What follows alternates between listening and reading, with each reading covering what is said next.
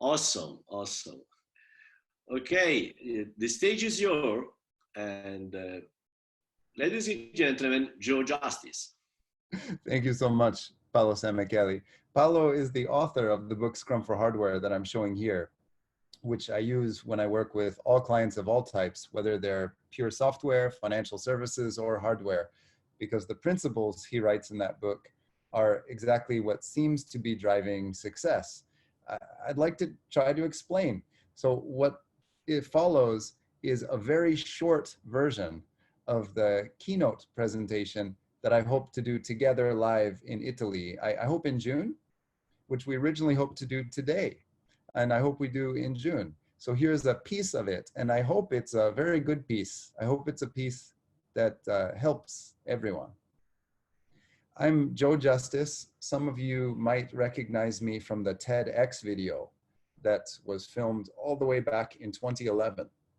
That video made me famous for doing Scrum for Hardware, and I'm very grateful for it.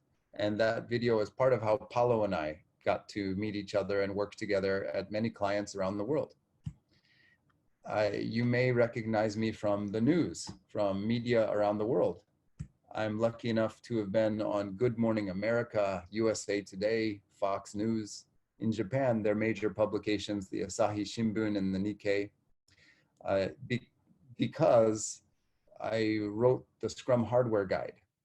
And then Paolo has expanded on this, also with Peter Stevens and his blogs on Scrum Breakfast, to create the book Scrum for Hardware. I currently chair the Agile Business Institute, and I'm the creator of the Extreme Manufacturing Methods. So that's me and what I'm about, and that's how I've gotten to know these other professionals. I established the Agile Business Institute because there was no degree in agility.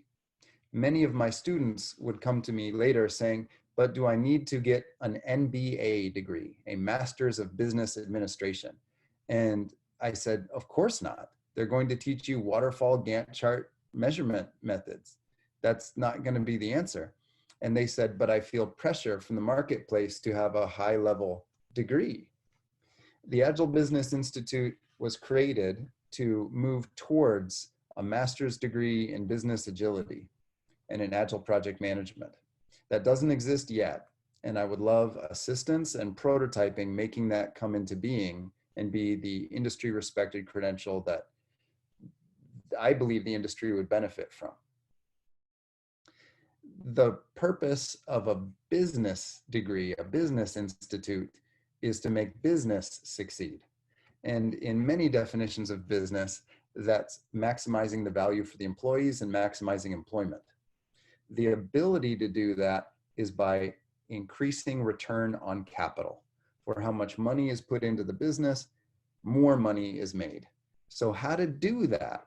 If agility can do that, now we have a degree, or towards a degree, that can stand at the same level as a Master's of Business Administration.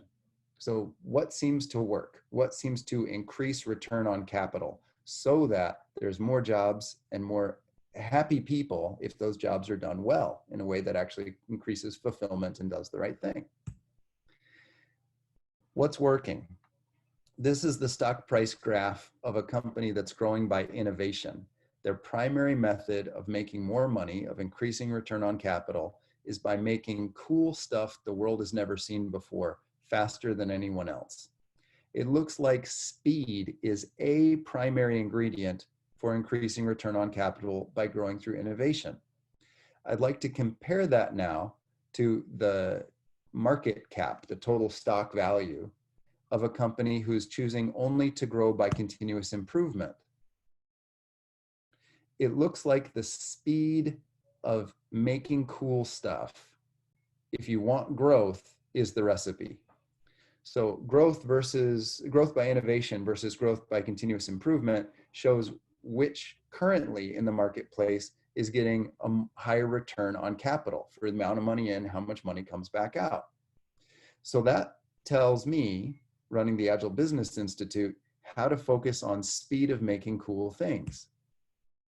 The Standish Group has been studying this since 1985, and they found the larger a project is, the more likely it is to never finish. to totally fail. Also, if it does ever complete, it's more likely to be over budget and take longer, which reduces return on capital, which means the company can't hire as many people. It's typically a higher stress work environment and typically viewed as a less fun place to work. So it fails on all business goals. Smaller projects succeed more often, not 100% of the time, but more often. And agile projects succeed even more than that. So the goal is to take big multi-year projects and cut them into small projects and run them with agile teams. Well, that means we need to get really good at splitting huge projects into modules, which Paulo wrote all about in his book, Scrum for Hardware. This is why I use this book, whether the companies are writing software or financial services, medical devices, med tech, medical software, government. The object-oriented architecture that Paulo explains is the recipe for reducing project risk. If we're trying to maximize business value, this is our #1 concern, and this is where I start. Now, keep in mind, this is a leadership decision. That's why I've created the Agile Business Institute to be executive-led Agile transformations. That's my client. If the Agile transformation isn't executive-led, we might not be able to split big projects into smaller projects. And that means we won't be able to recognize the biggest benefit of these Agile methods for business. If we've taken big projects and split them into small pieces, we can do really cool things fast, like SpaceX, taking the Falcon Heavy. This is exactly the approach the fastest companies in the world are using right now. It's not one big monolithic integrated thing. It's several projects that have been split smaller and smaller. And as the technical excellence of the teams grow, they can complete even these components on very short cycles. SpaceX is now launching new rockets as often as once a week, 1-week sprints in rockets. And this is a film from one of their sprint reviews. The whole film plays in my class and you can see it on YouTube, but here's an excerpt. To do this, we now have modules, we now have smaller projects run in agile ways by agile teams. We need training for those agile teams. So I focus, like Paulo does, on training these agile teams while working with the executive team. These teams appear to be fastest when they're cross-functional, when they don't have to ask other teams for help as often. The fastest teams can go from design to analyze, to build, to test, to deploy in team. To make this happen, we measure how many decisions escape the team, how many decisions have to be made outside the team. Here are representatives from Boeing, Lockheed Martin, the US Air Force, and US government procurement. This is an entire full stack team to build the F-22. I don't get to talk about this team or show pictures of their work, but I can take pictures, I can show pictures that are taken in my home. This is a picture from one of the rooms in my house at that time in Linwood, Washington, where I was working with all these teams across a 3-day period. And you can see what makes a full stack team. You have the client, the contract writer, the people who hold you compliant to the contract, the chief engineers, and the suppliers all in one room. That's what I mean by a cross-functional team if we want business value. To get that, we've got to be working with leaders. Again, that's why the Agile Business Institute focuses on executive-led Agile transformation. These teams can run any way they want. They're self-organizing. I'd need them to focus on quality and speed and on building something that meets the known stable interfaces of the contract and the next team. In order to prevent big companies from falling back into waterfall and phase gate reviews, which is comfortable, and silos of skills hands-off, I'll start with Scrum. I don't think Scrum's required. In fact, many of these really fast Agile teams don't have a product owner or a Scrum Master. They're just development teams that care about quality and continually ask customers if they're making the right thing. But starting with Scrum seems to be a great antidote when we're working with traditional managed companies. And here's a matrix that we'll dive into in deeper depth when we do a class together, a seminar together, of which of the Scrum roles is responsible for what. Then I'll introduce a connection mechanism. There's all types of scaling frameworks. I don't need any of that to actually deliver stuff really fast. What I do need is the ability for teams to get new projects, for teams to propose new projects or change the current project, for problems to be fixed, and for technical practices to be improved. I did name something. You can call it this if you want. I'll call it group Scrum, whatever you want. It's the meta Scrum pattern, which I'll attribute to Jim Copleen. He's at least the publicist. He may be the original author, and I'll have product owners run that to change priority or get new projects. Then I will use the Scrum of Scrums pattern for people to remove impediments. And anyone can go to any of these meetings, so we don't even need Scrum to do these patterns. But if we boot it up with Scrum, it fits nicely. Then the development team, interestingly, in none of the current frameworks, has a corollary meeting for improving technical practices and excellence of the visibility of their work. So I've added one, the development team daily Scrum, that happens at the same time as these three. These can be one meeting too. The point is we're getting new priorities to the teams and we're removing impediments and technical practices are improving. This is how Paulo and I work with jet teams, rocket teams, financial services teams, software teams, and it's simple. It takes 3 minutes. Each team does have a backlog that's big and visible if what we want is to make money so that we can hire more people and have a fun place to work, the goals of business. And I'll add a work in process limiter. That's right out of Kanban. I'm a big fan. Dave Anderson was writing the book Kanban in Seattle, Washington during lean coffee sessions, some of the first lean coffee sessions that I was attending. So I'm not gonna say I helped write that book. I was there when it was happening in the same group of companies that were stimulating that. And I'm a huge fan of the work in process limiter and the flow practices of Kanban. The product backlog and sprint backlog do help teams focus on a near-term win and think in terms of minimum viable product, which is Lean Startups addition to all of this. Now, what I'll add is a specific use of the wall of done. I'll have sprint-sized columns laid out already in advance so we can fill in the dotted lines. That seems to drive up enthusiasm even more and make people stay focused on the thing that's going to ship. This is really important in rockets and airplanes, hardware. I'll also add a backlog not ready column. I'm not the only one to add this, but I'm one of the people that will add this. So anyone is encouraged to add any idea at any time to propose for refinement. This, in my experience, increases engagement and more innovative solutions. Even preschoolers do this. Many people in these seminars then do the same stuff with their kids before they can even read. So this part is not the hard part for business. What seems to be harder is how to talk to management about it. Again, my goal is executive-led agile transformation. And for that, we do need a burn down chart so we can talk to investors, regulatory compliance officials, and other teams. A lot of teams are hesitant to make these charts, but then we keep having waterfall management come up to say, well, when are we going to be done and what's our trend to the next phase? I do believe burn down charts are necessary if we're going to be regulatory compliant or seeking large investment. Of course, one team's burn down chart isn't going to answer the questions of regulators. For that, we use a group Scrum board where we can see the key productivity indicators, key performance indicators, and OKRs from each team and all teams all at once and as a billboard.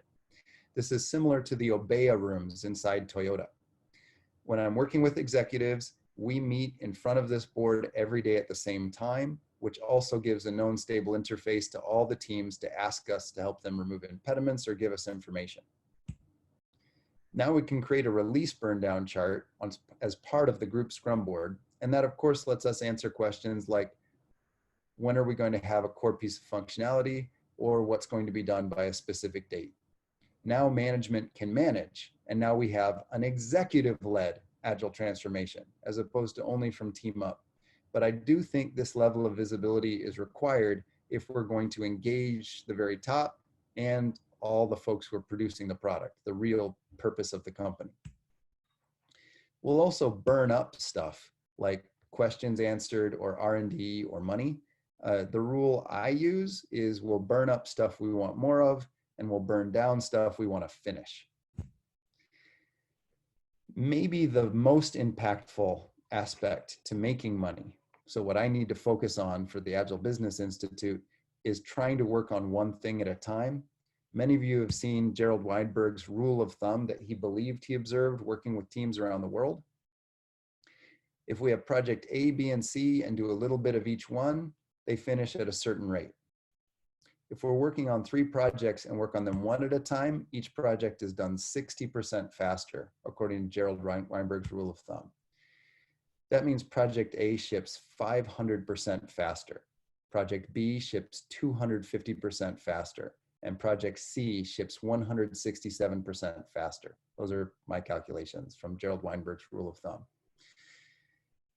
If executive leadership agrees to have groups of teams work on one thing at a time, they make a lot more money, so they can hire a lot more people. And the people in the company say it's really fast and a lot more fun. And now we've succeeded on the goals of agility, and maybe we can justify moving towards a Masters of Business Agility credential, which is the purpose of the Agile Business Institute. Again, in every single class, I require people. I have music that auto-played, sorry about that. Let me fix the music. In every class, I require people to read at least the free version of Scrum for Hardware at the end of day 1 and before day 2, because it's the essence of what actually makes this work. If we're gonna take big projects, which are high risk, and convert them to small projects, we need object-oriented architecture. If we're going to have small projects run in an agile way, we need to have agile training so the teams can. If we're going to have those teams deliver high value across a large domain, they need to network with each other. So we'll introduce Group Scrum. If those teams are going to be financially successful, they need to be pivoting to improve the product. So we need them to feel empowered, and we need them to be empowered and not have to go through many levels of potentially frustrating approvals. All of these are executive decisions, and that's the focus of the Agile Business Institute. And the training book that I use is Scrum for Hardware by Paolo Samichelli. That's our teaser for the keynote. We'll go into more detail, I hope in June, when we see each other, I hope in person, and we'll actually learn and practice this, and you can be certified in these methods from the Wikispeed Extreme Manufacturers class or the Certified Scrum for Hardware class. Paolo, it's over to you. Thank you very much. Thank you very much, Joe. And also, thank you very much, because this is I wasn't expecting so much my work in your presentation, and I'm really grateful for your sharing here. And so we might have the time to get 1, maybe 2 questions from the audience. So people in a webinar, you have a Q&A button in your interface. You should have. I'm quite pretty sure you have. You can ask Joe a question. The fastest one will get the answer. So let's see if some questions arrive. If not, my first question for you. Where are you, John? I'm in Seattle, Washington, the home of the Agile Business Institute. Currently, I have an apartment in Tokyo and a garage in Seattle, Washington, where I recharge my Tesla. I spend most of my time now driving between racetracks, working from my Tesla and sleeping in the back. It's my office. RV is my favorite room in the house. It has the best stereo and the most comfortable chair. And actually, it's the best office so far too. So I prefer to spend my time in there and then driving at different racetracks between clients. Awesome. So we have a question from Clarissa Cekin. She asked, how can we use this method if I don't have the vision for the end state of the product? Yeah, that's a higher risk. So in this method, we do need at least experiments. So we list some things we are interested to try. And we then use this method to essentially drive lean startup. We build a tiny bit of each piece and attempt to validate, is it going to make a lot of money so we can employ a lot of people in a happy way, which is the goals of business. So we'll do small tests. The risk there is you can run out of money while doing those small tests and not have the ability. And that's very real. So finding someone with a vision, if you don't currently have your own, well, now you found your first employee or your first partner.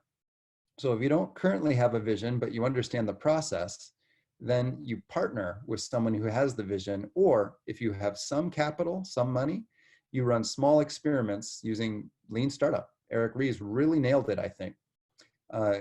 And all of this process works to run small experiments and pivot to what works. Or you partner with someone with vision.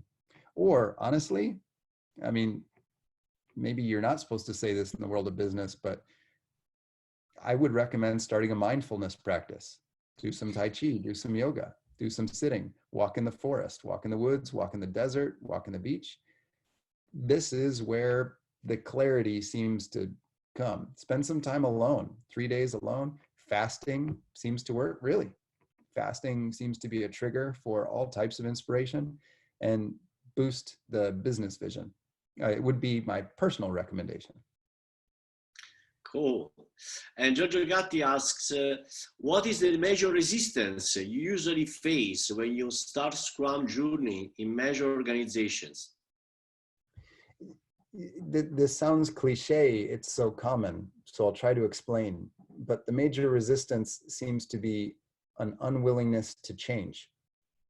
If people in an existing company don't want to change the current process, the current meetings, the current review signatures, the current who has to approve, the approval structure, then we can't improve it. We can only improve what we can change. Now, this is maybe the most fun part. My personal theory on organizational change is make it so fun that people want more of it and want to be a part of it. Really.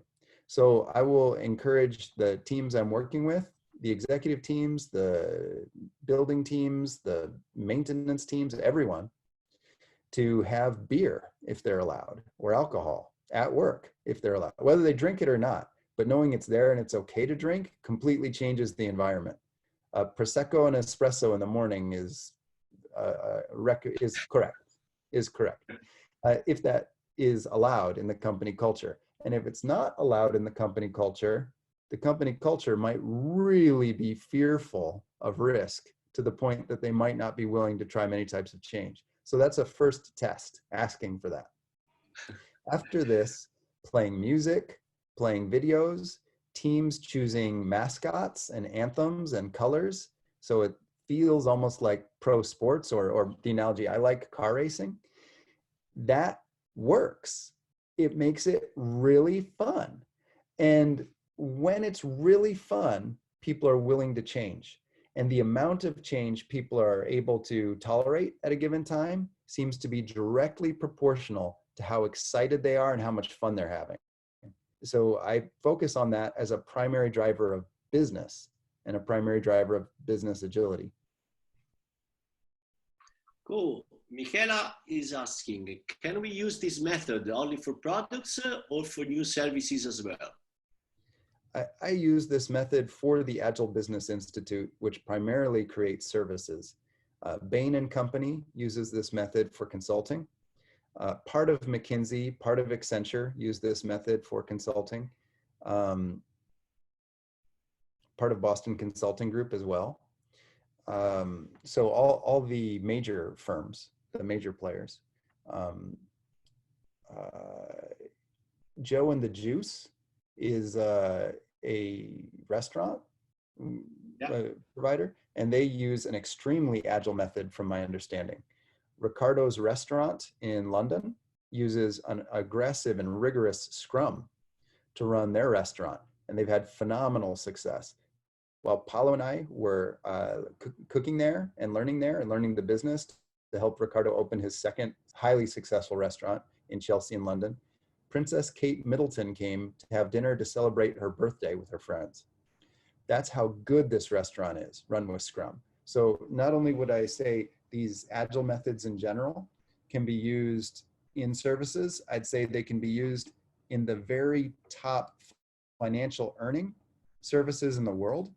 And again, the goal of business is to make a lot of money so you can employ a lot of people and make them happy. And so yes, it works, and it seems to be working in services. Awesome. So we run out of time, but I have the last question that probably is the best one. Andrea is asking, what will be your next car, Cybertruck or Model Y? Yeah, so I just spent the last week driving in Southern California racetracks. There's some really fun ones there. And I put a mattress from Amazon in the back of the Model 3, and it was really comfortable. And the Model 3 is really fast. The top track time while I was there at Buttonwillow Raceway was posted by a Model 3. They beat McLaren and they beat Porsche in the Tesla Model 3. I mean, it's crazy fast. It's a supercar. The Cybertruck looks like it's going to be even faster. So here's the problem. I'm totally going to get a Cybertruck because it'll make an even better office. It'll be even faster, and it has solar. So I can just park it in the desert and let it trickle charge and live in it indefinitely. It has an unlimited range if you're willing to wait for it to recharge from the sun, but you can always plug it in and have a fast charge. So I'll totally get a Cybertruck. I likely will not get a Model Y, even though it's shipping now. I love it, but it's heavier than a Model 3, and I won't be able to forgive myself. It won't be as fast. And I don't think it's gonna look as good with a wing, like a race car. If I do, maybe I'll make it a rally car. I don't know. The real question is, do I get the Cybertruck and the Roadster 2020? Or just the Roadster or just the Cybertruck? And that's going to depend on, can I sleep comfortably in the Roadster? Because these things are seriously so nice. Like, I was sad to come into my house to go to sleep. It was more comfortable in the car. I'm not kidding. It's the best stereo in the house. It's the most comfortable seat in the house. It's better than my home or my apartment. That's how good these things are. So if I can sleep in the Roadster, I'll probably just get the Roadster. Otherwise, I might have to get the truck and the Roadster. I think you can't sleep in a Roadster. Probably I could, since I'm smaller than you. But so okay, I will get the Model Y since you don't want to take it. We can Joe, put big rally mud flaps on the back and a number on the side, and if it looks cool enough, maybe I'll have to change my Model 3 for one anyway. We'll see. But the cool factor is important. Yeah, absolutely. Joe, thank you again. Thank you very much. I send you a big ciao from Italy, and we hope to see you very soon here as soon as this emergency slow down. Hopefully we will be coming back to our normal life, and I hope to see you soon. Let's all enjoy an espresso corretto and then later some prosecco. Awesome. Grazie. Ciao, Joe.